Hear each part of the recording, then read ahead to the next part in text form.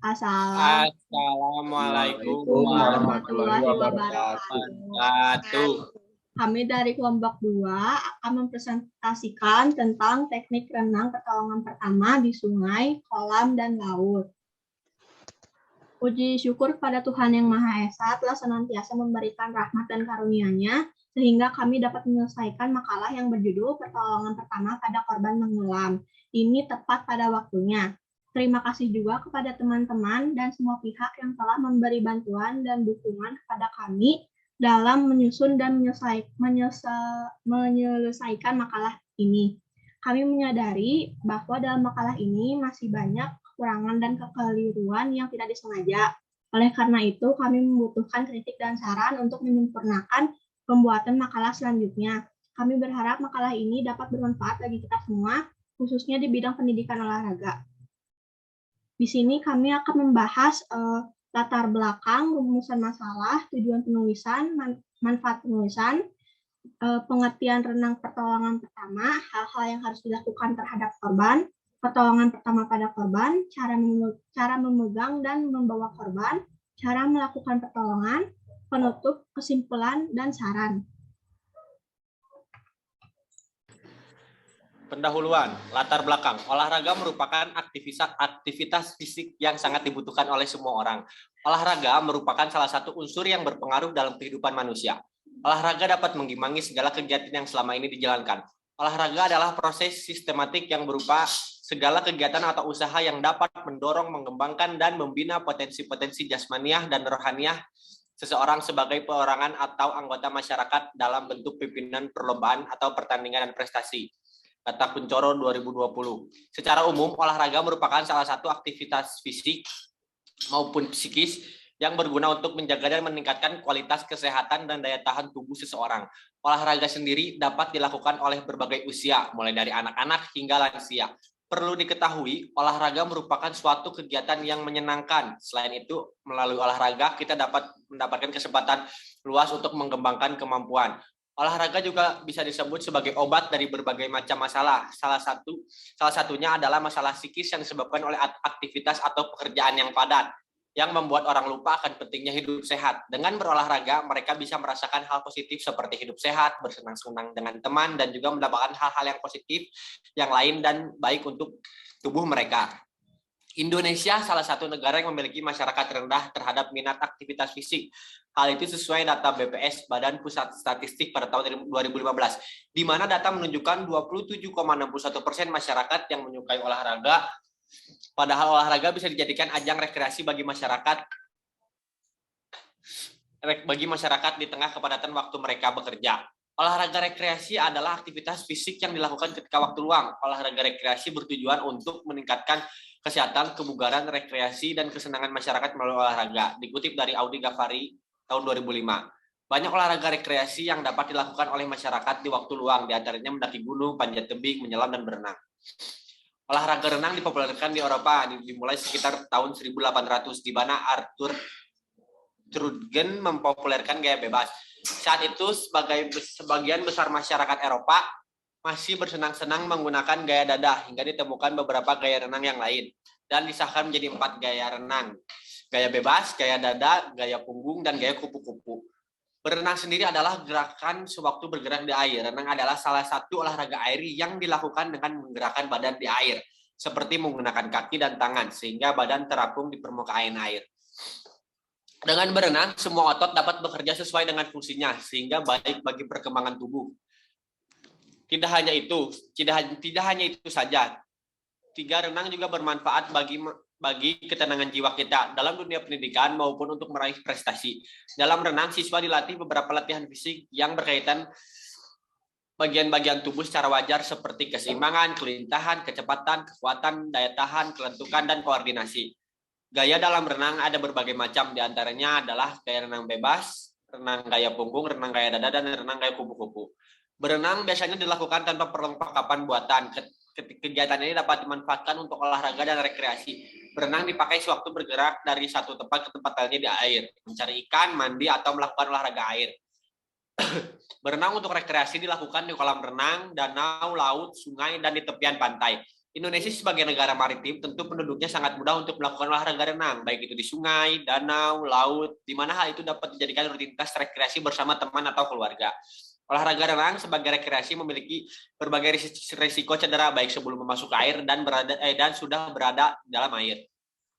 Salah satu risiko berenang adalah tenggelam. Tenggelam adalah suatu bentuk sufokasi berupa korban terbenam dalam cairan dan cairan tersebut terhisap masuk ke jalan napas sampai alveoli paru-paru. Pada umumnya tenggelam merupakan kasus kecelakaan baik secara langsung maupun karena ada faktor-faktor lain seperti korban dalam keadaan mabuk atau di bawah pengaruh obat atau bisa saja dikarenakan akibat dari suatu peristiwa pembunuhan. Dikutip dari Willianto tahun 2012. Indonesia sendiri memiliki kasus korban tenggelam sebanyak 3,3 per 100 jiwa atau mendekati 9.000 jiwa berdasarkan studi kasus yang dilakukan oleh World Health Organization atau WHO pada tahun 2016. Untuk meminimalisir dan memberikan pertolongan pertama bagi korban tenggelam, dibutuhkan seorang lifeguard yang memahami bagaimana cara memberikan pertolongan pertama pada korban yang tenggelam. Pentingnya seorang lifeguard saat di lapangan adalah memberikan pertolongan pertama bila terjadi kecelakaan. Pertolongan pertama adalah penanganan awal yang diberikan kepada seseorang yang mengalami cedera atau sakit yang bersifat mendadak sebelum ditangani oleh dokter atau anggota medis lainnya. Anjani tahun 2012.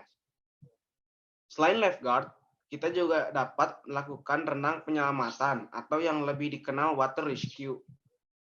Tujuannya adalah untuk menyelamatkan orang yang korban kecelakaan di air serta tindakan penyelamatan seperti renang, penyelamatan dan pertolongan lainnya. Dalam renang penyelamatan, kita dituntut bisa melakukan keterampilan straight jump, di mana itu adalah salah satu teknik yang ada di dalam water entry agar efektif untuk melakukan pertolongan korban tenggelam dan tidak mencelakakan diri kita sendiri. Renang penyelamatan ini juga memiliki beberapa tahap sebelum melakukannya dengan baik. Salah satunya adalah awalan seperti straight jump. Straight jump adalah lompatan dengan sikap badan lurus ke depan, pandangan lurus ke depan, melangkahkan kaki ke depan, jatuh ke dalam air dengan kaki terlebih dahulu. Namun posisi kepala tetap di atas permukaan air. Setiap orang yang ingin melakukan renang penyelamatan harus menguasai terlebih dahulu tentang prosedur atau tahapan water entry, khususnya teknik straight jump itu. Sedangkan masyarakat masih banyak yang belum memahami teknik straight jump, bahkan belum mengenal teknik straight jump itu sendiri. Hal ini dialami ketika mengikuti pelatihan lifeguard, di mana ada peserta yang mengalami insiden terpeleset dan kakinya terbentur tepian kolam, sehingga mengalami cedera. Selain itu, peneliti juga menemukan bahwa melakukan wawancara terhadap beberapa lifeguard. Hal tersebut disebabkan oleh beberapa faktor, salah satunya kurang pengetahuan teknik yang baik dan benar pada anggota komunitas renang. Selain itu, penelitian yang ada tentang teknik straight jump masihlah terbatas. Apabila dikaitkan dengan gambaran di atas, peneliti memiliki ketertarikan untuk menerapkan permainan CSJ atau Control Safety Jump, karena hal ini dapat menjadi sebuah inovasi baru dalam pengembangan materi teknik dasar straight jump dalam renang penyelamatan. Inovasi terbaru seperti permainan ini diharapkan bisa memberikan hal-hal positif yang baru kepada masyarakat umum untuk mengasah kemampuan agar bisa menguasai teknik straight jump dengan baik dan benar. Karena jika dilihat saat melakukan sharing tentang renang pertolongan, masih ada yang belum memperhatikan keselamatan diri sendiri. Berdasarkan latar belakang di atas, penelitian ini bertujuan untuk melakukan penelitian mengenai model Control Safety Jump atau CSJ untuk straight jump pada renang penyelamatan. Dengan dibuat materi seperti ini, diharap dapat meningkatkan kemampuan untuk melakukan teknik straight jump dalam renang penyelamatan dengan baik dan benar, sehingga meminimalisir kecelakaan. Yang pertama, rumusan masalah. Apa sih penyebab seseorang dapat tenggelam di kolam? Kedua, kapan dan mengapa seseorang dapat mengalami tenggelam. Tiga, siapa saja yang dapat melakukan pertolongan untuk korban yang tenggelam. Yang keempat, di mana seseorang dapat tenggelam. Lalu yang kelima, apa yang harus dilakukan untuk menyelamatkan orang yang tenggelam. Lalu poin berikutnya adalah tujuan penulisan. Tujuannya adalah mengetahui penyebab seseorang dapat tenggelam di kolam renang, mengetahui waktu dan alasan seseorang dapat tenggelam. Tiga, mengetahui siapa saja dapat melakukan pertolongan. Keempat, mengetahui di mana saja seseorang dapat tenggelam. Dan kelima, mengetahui yang dilakukan untuk menyelamatkan orang tenggelam. Lalu poin yang terakhir adalah kita dapat mengetahui bagaimana cara memberikan pertolongan pertama pada anak yang tenggelam, dan kita dapat mengetahui bagaimana cara memberikan pertolongan pertama pada anak yang kecelakaan. Bab 2, pembahasan pengertian renang pertolongan. Renang penyelamatan adalah renang yang bertujuan untuk menyelamatkan korban kecelakaan di air yang dapat dilakukan dengan satu tangan atau dua tangan. Dasar-dasar penyelamatan dalam air adalah: 1. Melakukan pertolongan secepat mungkin dan melepaskan semua perlengkapan yang dapat menghambat gerak di dalam air. Kedua, sebelum melompat ke dalam air, amati dengan cermat situasi air seperti kedalaman. Jika ragu dengan kedalaman air, maka dahulukan posisi kaki terlebih dahulu ketika melompat ke dalam air. Ketiga, penyelamat harus menguasai teknik penyelamatan dengan benar sehingga penyelamat siap ketika korban yang berusaha meraih dan menarik karena kepanikan. Apabila penyelamat tidak siap diraih dan ditarik oleh korban, kemungkinan penyelamat akan ikut tenggelam bersama korban. 4. Apabila posisi korban telah tenggelam ke bawah air, penyelamat harus menyelam untuk mencari dan mengangkatnya ke atas dengan teknik penyelaman yang benar. 2. Hal-hal yang harus dilakukan terhadap korban. Kasus korban tenggelam di kolam sering terjadi dengan korban yang mungkin hanya satu orang, sampai lebih. Sebelum memberikan pertolongan pertama terhadap korban tenggelam, ada beberapa hal yang harus selalu diingat, diketahui dan dilaksanakan oleh seorang penolong, yaitu 1. Penolong harus terlebih dahulu mengamankan diri sendiri sebelum memberikan pertolongan kepada korban. Mengapa hal itu harus dilakukan? Karena biasanya korban tenggelam akan mengalami kepanikan dan cenderung akan menggapai, memegang atau merangkul benda-benda di sekitarnya serta meronta-ronta guna menyelamatkan dirinya. Hal itu sangat berbahaya jika si penolong tidak siap dengan kondisi tersebut. Penolong ketika menjumpai korban tenggelam sebaiknya segera mencari bantuan terdekat, sambil terus berusaha untuk mengamati kondisi korban. 3. Penolong tidak berusaha untuk memberikan pertolongan pertama di air karena itu sangat berbahaya, tapi memberikannya setelah sampai di tempat yang aman. Nah, ketika hal di atas telah menjadi panduan bagi penolong, maka penolong dapat melakukan tindakan untuk melakukan pertolongan. Dalam sejarah perkembangan olahraga renang, terdapat kemajuan pengetahuan tentang pertolongan pertama pada kecelakaan. Pada waktu dulu, banyak masyarakat yang sama sekali tidak tahu apa yang sebaiknya diperbuat terhadap seseorang yang mengalami musibah di kolam renang. Karena itu, segeralah bertindak cepat dan tepat dalam memberikan pertolongan pertama pada kecelakaan di kolam renang. Pertolongan tersebut diberikan pada korban yang mengalami hal-hal sebagai berikut. Pertama, kram. Kram sering dialami oleh siswa yang sedang belajar renang. Terjadi akibat gerak renang yang melelahkan otot. Kram juga dapat terjadi akibat suhu dingin dan kekurangan cairan garam di dalam tubuh. Yang paling parah, apabila terjadi kram perut pada siswa saat belajar renang, tidak ada alternatif lain, segera dibawa ke dokter. Kedua, pingsan dan kematian. Ketiga, pingsan dapat terjadi karena kelelahan saat berenang atau karena mengidap penyakit lain seperti tipes atau penyakit ayan. Keempat, tidak dapat berenang. Pertolongan pertama pada korban. Pertolongan pertama dapat dilakukan oleh 1. Pengawas kolam renang, Kedua, anggota PMI atau PMR yang kebetulan ada di lokasi.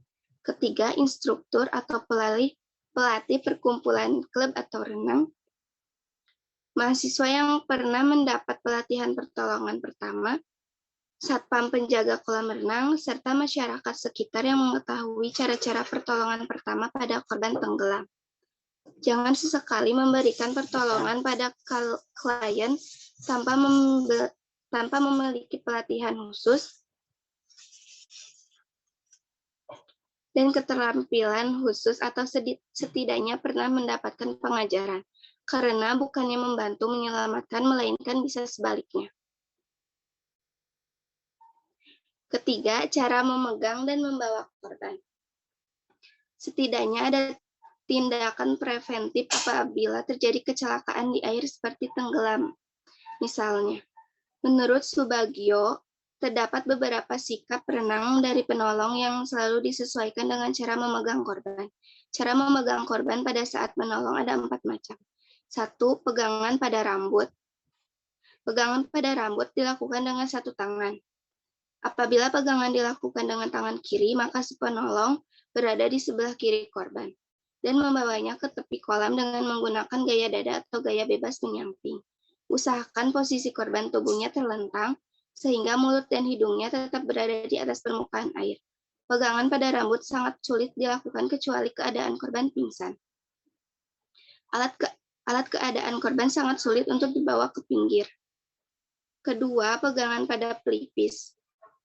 Pegangan pada pelipis dilakukan dengan pegangan 2 tangan. Apabila sudah berada di belakang korban, segera pegang pelipisnya dengan 2 tangan. Kemudian membawanya ke tepi kolam dengan menggunakan gaya dada dalam posisi terlentang. Usahakan mulut dan hidung korban selalu berada di atas permukaan air. Cara menolong dengan pegangan pada pelipis korban lebih efisien dan efektif daripada pegangan pada rambut. Ketiga, pegangan pada dagu. Pegangan pada dagu dilakukan dengan 2 tangan apabila posisi badan sudah berada di belakang korban. Maka usahakan tubuhnya menjadi telentang. Kemudian tangan memegang dagu korban dan segera dibawa ke tepi kolam dengan gerak gaya dada terlentang. Cara menolong korban dengan pegangan pada dagu keuntungannya sama dengan seperti pada pegangan pelipis. Keempat, pegangan pada dada. Pegangan pada dada dilakukan cara merangkul dada korban dengan satu tangan. Apabila merangkul tangan kiri, maka posisi tubuh Anda berada di sebelah kiri korban. Kemudian bergerak membawa korban ke tepi kolam dengan gerakan gaya dada menyamping. Cara menolong ini kurang efisien karena banyak menghabiskan tenaga dan sangat sulit jika korbannya tidak tenang. Cara melakukan pertolongan. 1. Pertolongan menggunakan alat. A. Tongkat. Alat bantu yang pertama yang harus selalu ada di samping Anda saat mengajar renang adalah sebuah tongkat yang panjangnya 1 meter dan garis tengahnya 2 cm. Cara penggunaannya apabila peristiwa mendadak dan siswa membutuhkan pertolongan di mana posisinya dekat, maka Anda tinggal menyodorkan tongkat tersebut supaya dipegang. Anda tidak usah capek-capek terjun dan membawa korban di dalam kolam. B. Tambang plastik. Alat bantu yang kedua adalah tambang plastik yang panjangnya 5 meter dan besarnya sedang. Digulung dan diikat dengan karet gelang, dikaitkan pada celana renang. Cara penggunaannya apabila saat mengajar ada siswa yang membutuhkan pertolongan, segera tambang tersebut dibuka dan dilemparkan kepada korban. Ujung tambang dipegang oleh Anda. Apabila korban sudah memegangnya, tarik ke tepi kolam. Alat bantu tambang dipergunakan apabila jarak dengan korban sekitar 3-4 meter. Cara ini juga sangat efisien dan efektif. C. Ban. Alat bantu ketiga adalah ban yang dikaitkan pada tambang yang panjangnya 15 meter. Pada waktu melaksanakan pembelajaran renang, alat ini selalu berada di samping Anda. Cara penggunaannya apabila ada siswa yang membutuhkan pertolongan, segera Anda melemparkan ban tersebut ke arah korban. Beri petunjuk supaya masuk ke dalam ban. kemudian tarik ke tepi kolam. Alat bantu ini sangat efektif karena dapat sekaligus menolong siswa 2-3 orang di tempat dalam. Apabila lemparan Anda kurang tepat, Anda harus segera terjun ke dekat korban. D. Pelampung. Alat bantu yang keempat ini berupa pelampung yang tipis atau yang bulat. Diikat dengan tambang plastik yang kecil, kemudian diikatkan pada celana renang bila akan dibawa untuk menolong korban. Cara penggunaannya sangat populer dalam film Baywatch oleh para lifeguard untuk menolong para pengunjung pantai yang mengalami musibah akan tenggelam saat berenang. Apabila pada waktu mengajar renang, tiba-tiba ada siswa perlu ditolong, segera mengaitkan tali pelampung ke belakang celana renang. Kemudian segera melompat ke arah korban. Pelampung diberikan supaya dipegang atau dipeluk. Apabila korban sudah pingsan, maka pelampung disimpan di bawah leher korban. 2. Pertolongan tanpa menggunakan alat. A. Korban sadar. Penolong tidak boleh langsung terjun ke air untuk melakukan pertolongan.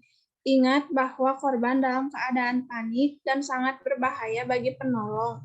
Sedapat mungkin penolong untuk selalu memberikan respon suara kepada korban dan sambil mencari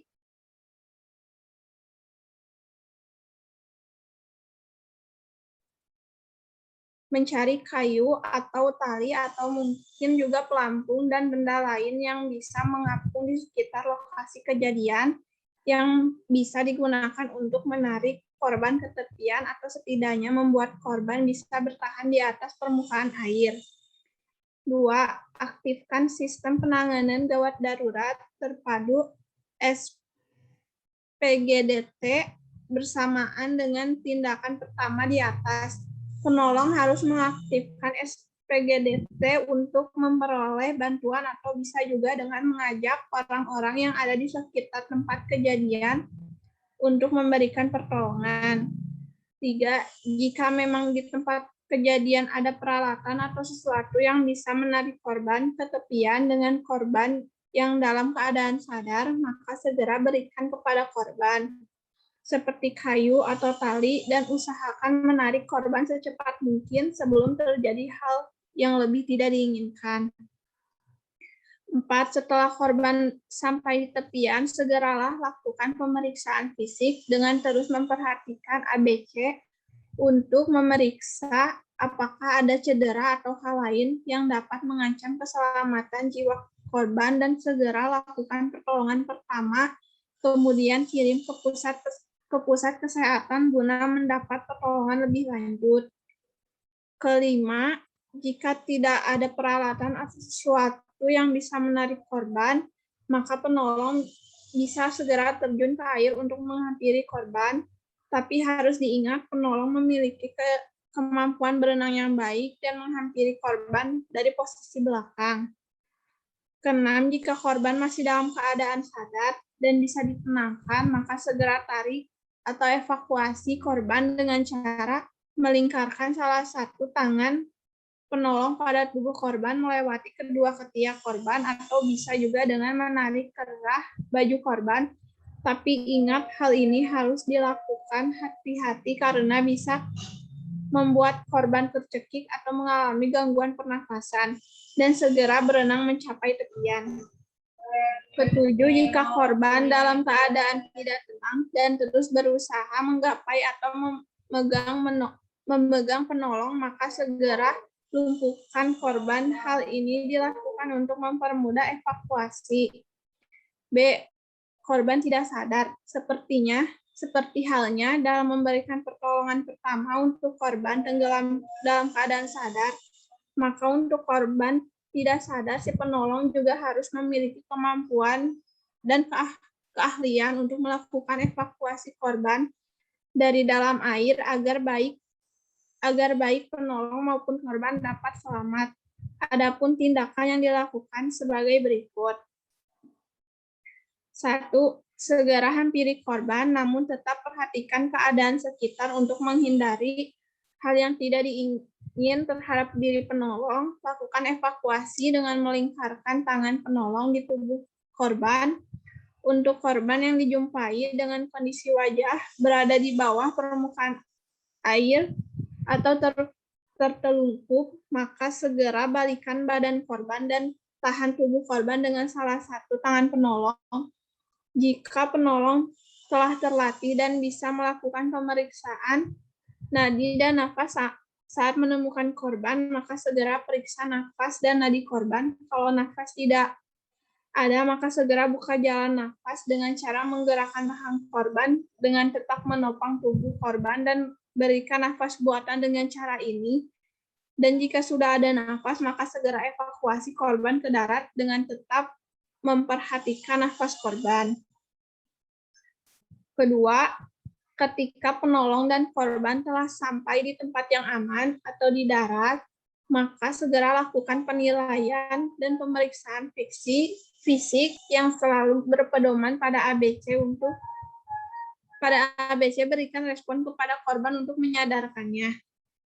Ketika respon ada dan korban mulai sadar, maka segera lakukan pemeriksaan fisik lainnya untuk mengetahui apakah ada cedera lain yang dapat membahayakan nyawa korban. Jika tidak ada cedera dan korban kemudian sadar, berikan pertolongan sesuai dengan yang diperlukan korban, atau bisa juga dengan mengevakuasi korban ke fasilitas kesehatan terdekat untuk pemeriksaan secara medis. Keempat, jika tidak ada respon dan tidak ada nafas, segera buka jalan nafas dengan cara ini atau ini periksa jalan nafas dengan cara lihat, dengar, dan rasakan atau LDR selama 3-5 detik.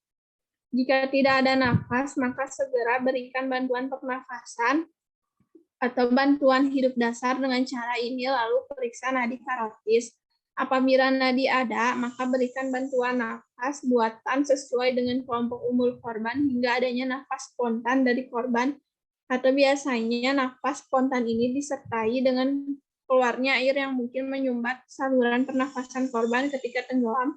Lalu posisikan korban dengan posisi pemulihan, terus awasi jalan nafas korban sambil penolong berupaya untuk menyadarkannya.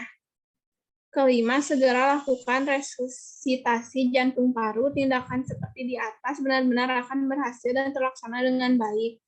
Ketika penolong mempunyai keahlian untuk melakukan pertolongan pertama, jika penolong tidak memiliki kemampuan dan keahlian tersebut, sebaiknya segera hubungi pihak berwenang seperti pelaku pertolongan pertama, paramedik, atau tim penyelamat dan mentransportasikan korban atau evakuasi ke fasilitas kesehatan terdekat.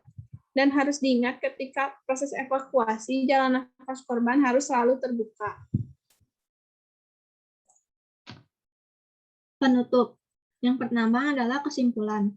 Tenggelam merupakan hal yang sering terjadi pada kehidupan di masyarakat, baik di laut, di kolam, ataupun di sumur. Diharapkan dengan adanya pembelajaran tentang pertolongan pertama pada tenggelam, mampu mengkoordinir dan mengatasi berbagai permasalahan atau fenomena tenggelam yang terjadi di masyarakat.